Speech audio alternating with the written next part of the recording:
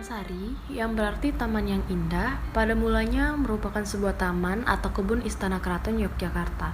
Kompleks ini dibangun secara bertahap pada masa Sri Sultan Hamengkubuwono I. Pembangunan dimulai pada tahun 1758 Masehi, ditandai oleh Candra Sengkala Caturnagan Rasa Tunggal yang menunjuk tahun 1684 Jawa. Sengkalan yang dapat diartikan sebagai 4 naga satu rasa ini dapat ditemukan di Gapura Panggung. Bagian-bagian penting dari kompleks bangunan diselesaikan pada tahun 1765 Masehi.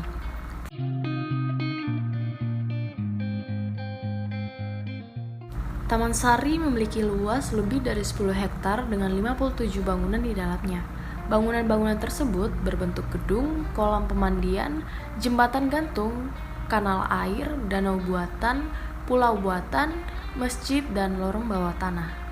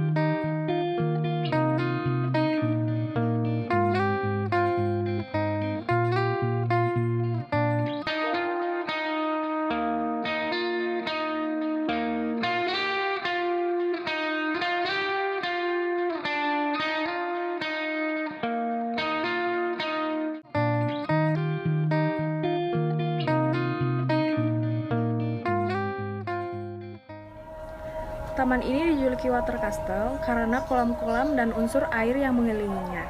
Desain Taman Sari didasarkan pada gagasan dari Sri Sultan Hamengkubuwono I, adapun gambar teknisnya dikerjakan oleh seorang berkebangsaan Portugis yang diduga datang dari wilayah Goa, Sulawesi. Adapun pimpinan proyek pembangunan Taman Sari dipegang oleh Tumenggung Mangundipuro yang kemudian digantikan oleh Pangeran Notokusumo. Taman Sari sendiri didirikan atas sebuah umbul atau mata air yang dikenal dengan nama Umbul Pacetokan. Satu berada di sisi timur dengan pulau buatan di tengahnya yang bernama Pulau Gedong, dan satu berada di sisi barat dengan pulau buatan di tengahnya yang bernama Pulau Kenanga. Selain difungsikan sebagai tempat rekreasi, nampaknya Taman Sari juga memiliki fungsi pertahanan dan fungsi religi. Fungsi pertahanan tampak pada tembok keliling yang tebal dan tinggi, gerbang yang dilengkapi tempat penjagaan, dan bastion atau tulak bala sebagai tempat menaruh persenjataan. Pada tahun 1867, di masa pemerintahan Sri Sultan Hamengkubuwono VI, terjadi peristiwa gempa besar yang meruntuhkan bangunan-bangunan di Yogyakarta. Hal ini menyebabkan banyak penduduk membangun hunian di antara bekas kebun dan puing bangunan, dan ada beberapa bangunan yang tertimbun dibongkar. Renovasi secara serius dimulai semenjak 1977. Beberapa bangunan yang tertimbun dibongkar, namun hanya sedikit sekali bagian dari bangunan Taman Sari yang bisa diselamatkan.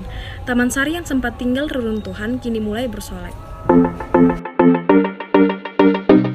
Halo, kembali lagi bersama aku Ayu. Di sini aku mau mengajak teman-teman semua untuk jalan-jalan di objek wisata yang bernama Benteng Portugis. Seperti apa keseruan hari ini? Yuk ikutin aku.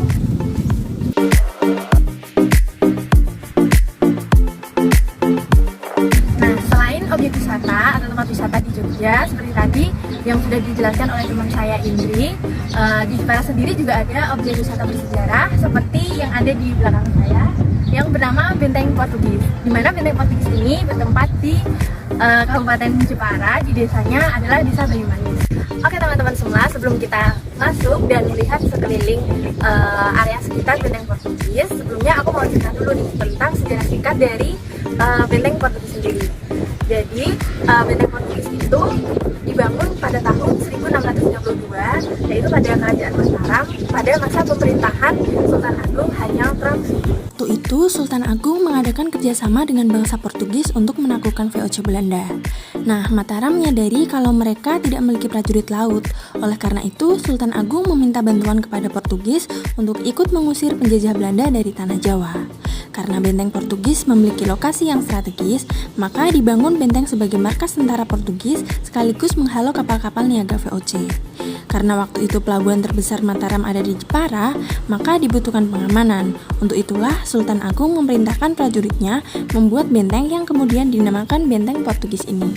Nah, itu tadi sejarah singkat dari benteng Portugis sendiri. Jadi kalau teman-teman lihat, di belakang saya ini adalah kondisi di mana benteng Portugis sudah dilakukan renovasi. Jadi sebelumnya, tadi seperti yang sudah saya lihatkan di slide, bahwa itu adalah kondisi benteng Portugis zaman dahulu gitu ya. Kalau teman-teman lihat di sekeliling kita, memang kondisi saat ini terlihat sepi gitu ya. Jadi karena memang kondisi pandemi yang belum sepenuhnya pulih, banyak wisatawan yang belum berkunjung di sini. Tapi sebenarnya teman-teman, kalau di tahun yang lalu itu tempat ini banyak dikunjungi oleh wisatawan di berbagai kota. Oke teman-teman, jadi kalau menurut saya pribadi, tempat ini tuh sangat cocok dijadikan sebagai objek wisata ya tentunya, dan teman-teman bisa berkumpul bareng sama keluarga, teman, sahabat, ataupun lainnya, atau juga bisa sekedar sebagai refreshing atau makan bareng di sini juga bisa loh. Jadi biasanya kalau sama keluarga mereka bisa makan bareng di sini. Jadi mereka bawa bekal dari rumah yang mereka siapkan, kemudian dimakan bareng di sini bersama keluarga mereka. Selain itu, di sini juga terdapat gua-gua alam yang indah, dan juga di belakang nampak terlihat ada Pulau Mandalika yang sangat bagus.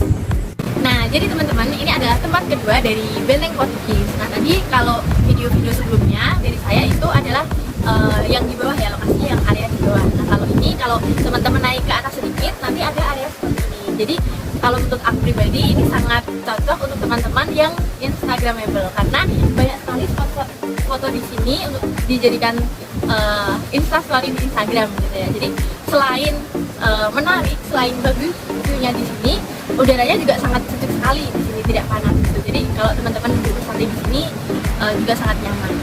Nah, kalau teman-teman lihat di belakang ada sunset ya, kalau teman-teman kesininya itu pada sore hari.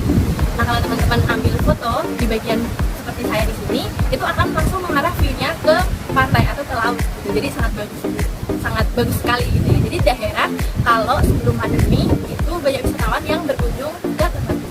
Nah, jika teman-teman berkunjung di wisata ini di benteng Portugis, teman-teman hanya akan membayar tiket sebesar Rp5.000. Kalau menurut aku itu sangat murah sekali ya, karena teman-teman bisa menikmati keindahan alam di sini, kemudian bisa bersantai di sini dengan harga Rp5.000. Itu menurutku sangat murah sekali. Menarik bukan? Jadi kalau teman-teman sedang berada di Jepara nih, atau sedang berkunjung ke teman, saudara mungkin yang ada di Jepara, teman-teman jangan lupa berkunjung di lokasi wisata yang bersejarah ini ya. Jadi catat deh namanya, Benteng Portugis. Nah, itu mungkin sedikit dulu video dari saya. Kita akan bertemu di video-video selanjutnya. Bye-bye!